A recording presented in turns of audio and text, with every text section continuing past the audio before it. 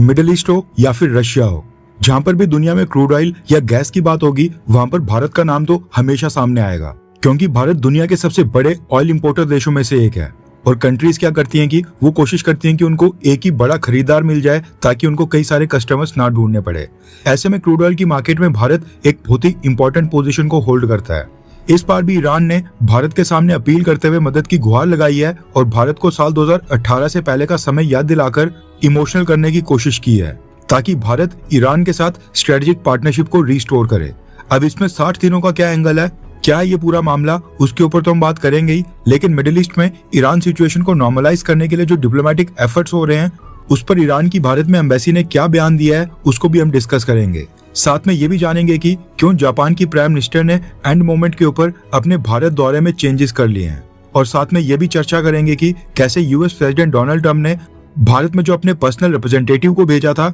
इनको जो भारत में अपॉइंट किया था, ये इंडियंस की आलोचना को अवॉइड करने के लिए अब क्या क्या कर रहे हैं उस पर भी हम बात करेंगे। काफी सारी इंपॉर्टेंट खबरें आ रही हैं, इसलिए वीडियो को एंड तक देखिएगा। सबसे पहले बात करते हैं भारत, ईरान, अमेरिका और मिडिल ईस्ट में जो पूरा क्राइसिस चल रहा है इसके बारे में। दरअसल भारत में ईरान की एम्बेसी और मुंबई और हैदराबाद में जो ईरान के कॉन्सुलेट्स हैं, इन्होंने कुछ घंटे पहले ऑफिशियल स्टेटमेंट इशू किए हैं। ईरान अमेरिका को लेकर काफी सारी न्यूज आ रही हैं जिनका कोई कंफर्म्ड सोर्स बताना मुश्किल होता है, लेकिन जब किसी देश की एम्बेसी या कॉन्सुलेट ही ऑफिशियली स्टेटमेंट को इशू करता है तो वो 100% ऑफिशियल होता है और सरकार का स्टैंड होता है। ऐसे में हमने भारत में ईरान की एम्बेसी और कॉन्सुलेट्स ने जो आज स्टेटमेंट इशू की हैं, हम केवल आपको वो बताएंगे। सबसे पहले खबर आ रही है कि भारत में जो ब्रिक्स देशों के नेशनल सिक्योरिटी एडवाइजर्स की मीटिंग हो रही है, उसमें ईरान ने अपनी सुप्रीम नेशनल सिक्योरिटी काउंसिल के डिप्टी सेक्रेटरी गादिर निजामीपुर को भारत भेजा है। इन्होंने ब्रिक्स एनएसए मीटिंग को अटेंड करने से पहले भारत के एनएसए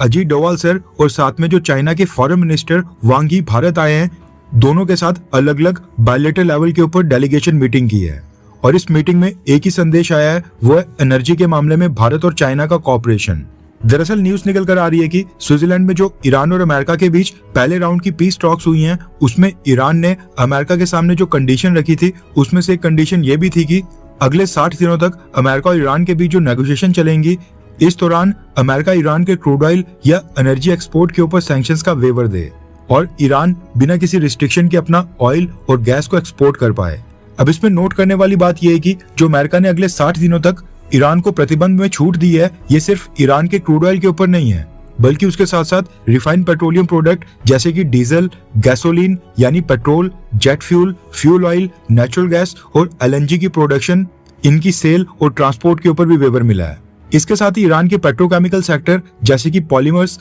प्लास्टिक और इंडस्ट्रियल केमिकल्स, इनके ऊपर भी जो स्ट्रिक्ट बैन लगा हुआ था उसमें भी अमेरिका ने छूट दे दी है। अब क्योंकि ईरान को एनर्जी एक्सपोर्ट करने की परमिशन दी गई है, ऐसे में जो ईरानियन ऑयल की ट्रांसपोर्टेशन और इंश्योरेंस के ऊपर रिस्ट्रिक्शंस लगाई गई थी, वो हटाना तो बनता था। अगले 60 दिनों तक दुनिया की सभी इंश्योरेंस कंपनीज को ईरानियन ऑयल को इंश्योर और प्रोटेक्शन देने के लिए वेवर दे दिया गया है। साथ में ट्रांसपोर्ट करने के लिए भी सभी शिपिंग कंपनीज को वेवर देने की अनाउंसमेंट की गई है ताकि ईरान की एनर्जी की सेल्स स्मूथली चलें। फाइनेंशियल ट्रांजैक्शंस करने में कोई प्रॉब्लम ना आए, इसके लिए ईरान के सेंट्रल बैंक और बाकी बैंक्स के साथ एनर्जी डील्स के लिए ट्रांजैक्शंस और क्लियरिंग्स के ऊपर से भी अमेरिका ने टेम्परेरी बैन को हटा दिया है। ईरान की सुप्रीम नेशनल सिक्योरिटी काउंसिल के डिप्टी सेक्रेटरी गादिर निजामीपुर ने भारत से रिक्वेस्ट की है कि भारत की सरकार प्री 2018 यानी कि साल 2018 से पहले जो भारत का ईरान से ऑयल परचेज करने का पैटर्न था, उसको वापस से इम्प्लीमेंट करे। साल 2018 से पहले भारत ईरान से अराउंड 8 से 10 बिलियन डॉलर सालाना का क्रूड ऑयल परचेज करता था।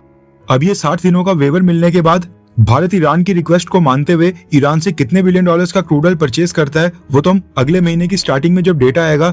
आपको जरूर बताएंगे। लेकिन एक बात नोट करने वाली है कि जब ईरान को पैसे चाहिए होते हैं, इकोनॉमिक पार्टनरशिप का कोई मसला होता है या डोनेशन इकट्ठा करनी होती है, चाबार पोर्ट के लिए कोई फंड्स चाहिए होते हैं, तो ये लोग सबसे पहले भागकर भारत के पास आते हैं। लेकिन एट द सेम टाइम जब भी कोई बात स्ट्रेटेजिक रिलेशंस की आती है, कश्मीर के मसले की आती है, तो ये हमेशा पाकिस्तान के साथ दिखाई देते हैं, पाकिस्तान की जबान बोलते हैं।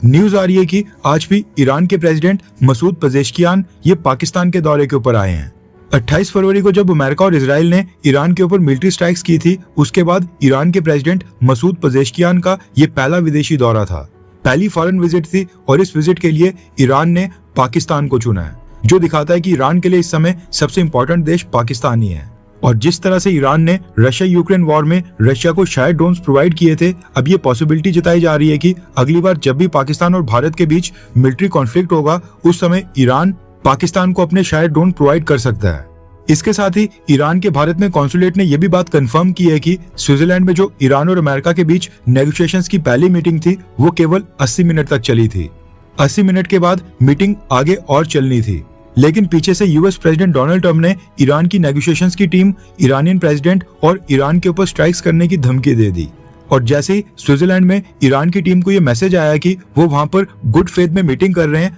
लेकिन एट द सेम टाइम पीछे से डोनाल्ड ट्रंप धमकी दे रहे हैं, इसलिए ईरान ने मीटिंग को कैंसिल कर अचानक से वहां से वॉकआउट कर लिया। वॉकआउट करने के बाद में पाकिस्तान और कतर ने काफी कोशिश की मीटिंग का दूसरा राउंड भी कंडक्ट करने की, लेकिन ईरान ने दूसरा राउंड की मीटिंग करने से इनकार कर दिया था। और जो ज्वाइंट स्टेटमेंट आई थी, वो सब उसी 80 मिनट की मीटिंग के बाद में ही डिसाइड हुई थी। यानी कहने का मतलब है कि अगर डोनाल्ड ट्रंप एग्रेसिव स्टेटमेंट ना देते तो शायद प्रोग्रेस और होती। इसके बाद जो सबसे इंपॉर्टेंट अपडेट है, वो है ईरान के $12 बिलियन के फ्रीज किए हुए एसेट्स के बारे में।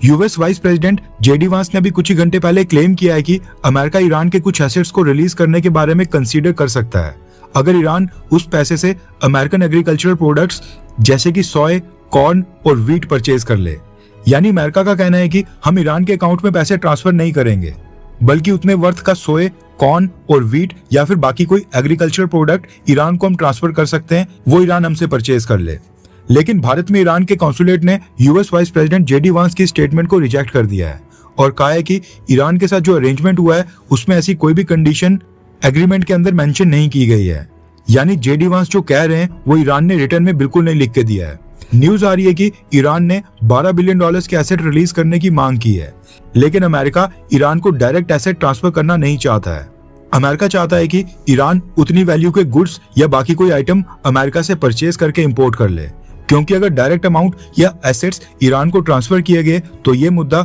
अमेरिका की डोमेस्टिक पॉलिटिक्स में एक बड़ा मसला बन सकता है। पहले ही डोनाल्ड ट्रंप अनाउंस कर चुके हैं कि वो $1 भी ईरान को पे नहीं करेंगे, और डोनाल्ड ट्रंप ने कहा था कि जो गलती बराक ओबामा ने की थी उसको वो रिपीट नहीं करेंगे। इसके बाद हम बात करते हैं भारत और जापान के बारे में, क्योंकि जापानीज प्राइम मिनिस्टर सनाई तकाइची की भारत यात्रा में एक बहुत ही बड़ा बदलाव हो गया है। Beyond world is one news ने इसके ऊपर रिपोर्ट पब्लिश की है। न्यूज आ रही है कि जापानीज प्राइम मिनिस्टर सनाई तकाइची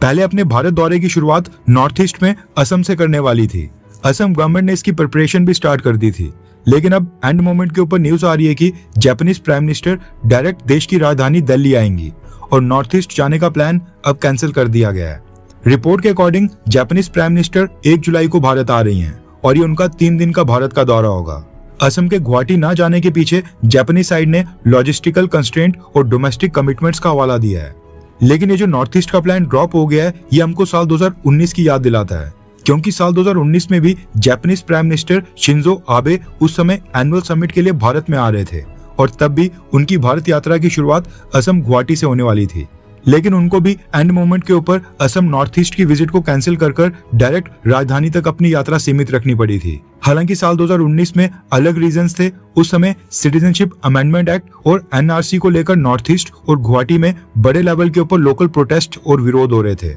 सिक्योरिटी और लॉ एंड ऑर्डर सिचुएशन को देखते हुए उस समय जापानीज प्राइम मिनिस्टर की गुवाहाटी विजिट को एंड मोमेंट के ऊपर पोस्टपोन और फिर कैंसिल करना पड़ा था। जापान भारत की नॉर्थ ईस्ट की स्टेट्स में इंफ्रास्ट्रक्चर, ब्रिजेस और कई सारे प्रोजेक्ट्स के अंदर ह्यूज इन्वेस्टमेंट और फंडिंग कर रहा है। इस रीजन में एफडीआई के मामले में टॉप के ऊपर जापान ही है। इसलिए कई बार ये न्यूज आती है कि जापानीज प्राइम मिनिस्टर अपने भारत दौरे की शुरुआत north east and specially Assam Guwahati से करेंगे, लेकिन हर बार ये प्लान एंड मोमेंट के ऊपर कैंसिल हो जाता है। इसके अलावा न्यूज निकल कर आ रही है कि आज US trade representative Jameson Greer Bharat की यात्रा पर आए हैं और हमारे commerce and industry minister Piyush Goyal sir के साथ बायलैटरल मीटिंग्स में हिस्सा लेंगे। अब इस मीटिंग में क्या निकल कर आता है वो देखना भी इंटरेस्टिंग होगा। खास बात यह है कि भारत में अमेरिका के एम्बेसडर सर्गियो गौर ने आज एक इमेज पोस्ट की और बताया कि वो US trade representative Jameson Greer के साथ मिलकर commerce and industry minister Piyush Goyal sir के साथ मुलाकात करने के लिए आए हैं। इंटरेस्टिंग बात यह है कि यूएस एम्बेसडर सर्गियो गौर ने अभी तक सोशल मीडिया और ट्विटर के ऊपर अपने कमेंट्स को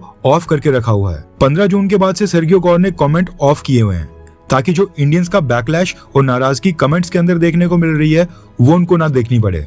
भारत के लोग US embassy, US ambassador and even US state secretary Marco Rubio के कमेंट बॉक्स में जाकर भी 3 इंडियन सेलर्स की जान लेने का पॉइंट बार बार रेज कर रहे हैं। आई होप कि सर्गियो गौर कमेंट्स को ऑफ करने की बजाय भारतीय लोगों का फीडबैक लें और दोनों देशों के रिलेशंस इंप्रूव करने के लिए सच में कोई काम करें, क्योंकि उनकी अपॉइंटमेंट के बाद भारत और अमेरिका के रिलेशंस में एक भी कोई पॉजिटिव चीज नहीं हुई है।